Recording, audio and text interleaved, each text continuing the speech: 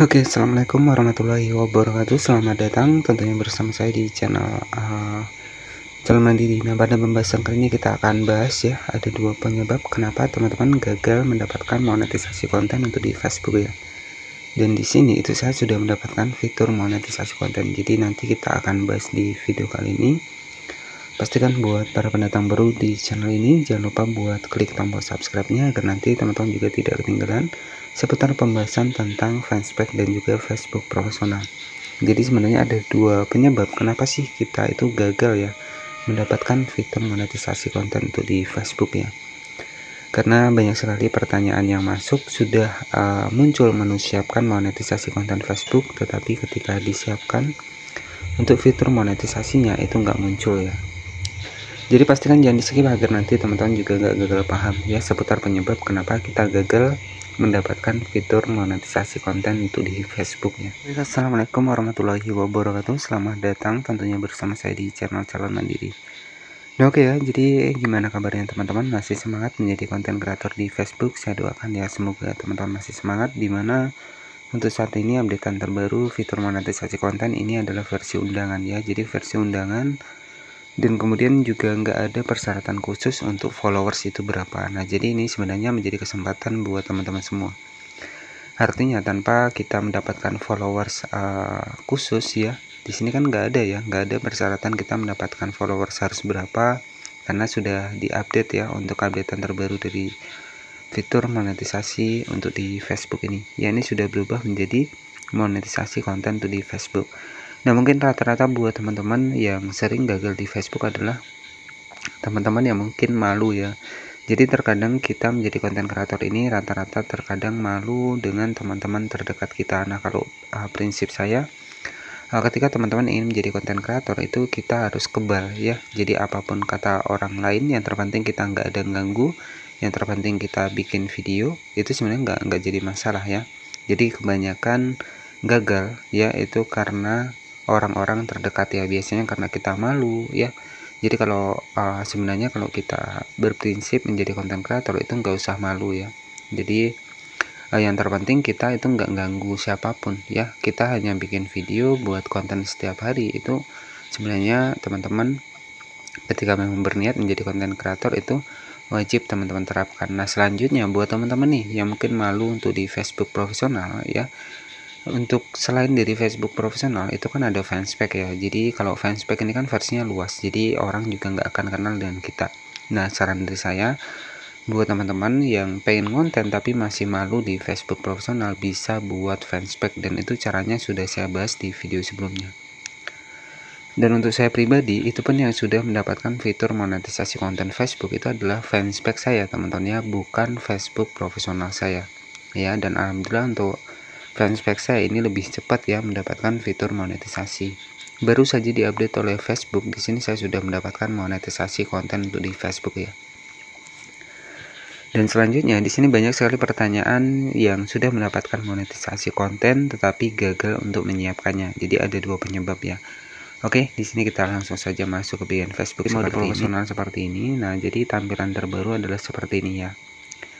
Dan di sini untuk updatean terbaru dari Facebook, saya sudah mendapatkan monetisasi konten tuh di Facebook, dan ini merupakan akun fanspage saya teman-teman ya, bukan Facebook profesional. Nah, mungkin kelemahannya untuk ketika kita mengembangkan di fanspage itu adalah kita mungkin harus mencari followers dari nol ya, tetapi nggak masalah. Karena di sini versinya bisnis, dan alhamdulillah untuk updatean terbaru saya sudah mendapatkan monetisasi konten Facebook. Kita masuk ke bagian monetisasi seperti ini. Nah, di sini teman-teman bisa perhatikan saya sudah muncul ya untuk menu monetisasi konten untuk di Facebooknya. Dan ini sebagai motivasi saja buat teman-teman semua. Artinya ya, banyaknya followers di sini itu sudah nggak menjamin lagi kita bisa mendapatkan monetisasi ini. Artinya followers berapapun, ketika reputasi akun kita bagus, akun kita nggak ada pelanggaran, itu akan cepat mendapatkan monetisasi konten seperti ini. Nah, jika kita klik di bagian monetisasi konten, nah nanti untuk tampilannya adalah seperti ini ya. Kemudian di sini ada lihat semua, teman-teman tinggal klik saja di bagian lihat semua seperti ini. Nah, di sini teman-teman bisa perhatikan ada monetisasi konten, ada iklan in-stream, ada monetisasi bintang ya. Jadi di sini karena pendapatan kita itu akan dikumpulkan dan disatukan menjadi satu. ya. Intinya memudahkan kita untuk cepat target mendapatkan $25 dalam jangka sebulan ya. Karena untuk minimal syarat pembayaran di PayPal ya, kita kan harus menggunakan harus mendapatkan sekitar $25 teman. Oke, nah kenapa sih kita belum mendapatkan fitur monetisasi konten di Facebook, padahal itu sudah ada muncul menu siapkan.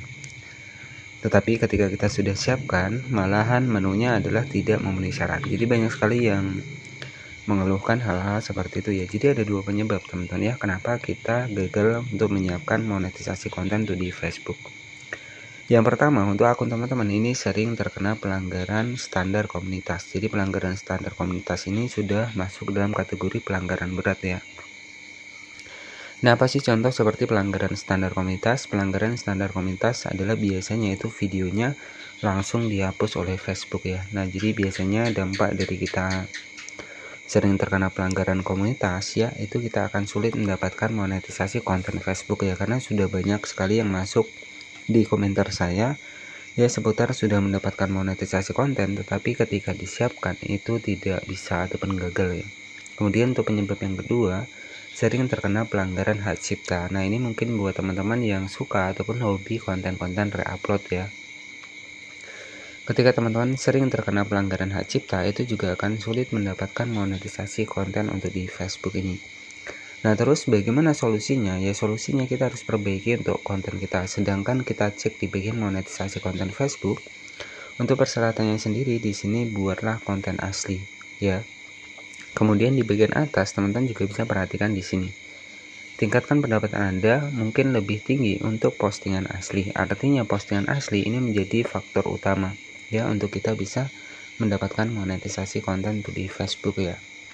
Jadi ada dua alasan kenapa teman-teman gagal menyiapkan monetisasi konten di Facebook. Yang pertama adalah akun teman-teman sering terkena pelanggaran standar komunitas dan juga sering akunnya dibatasi, dan yang kedua adalah akun teman-teman sering terkena pelanggaran hak cipta.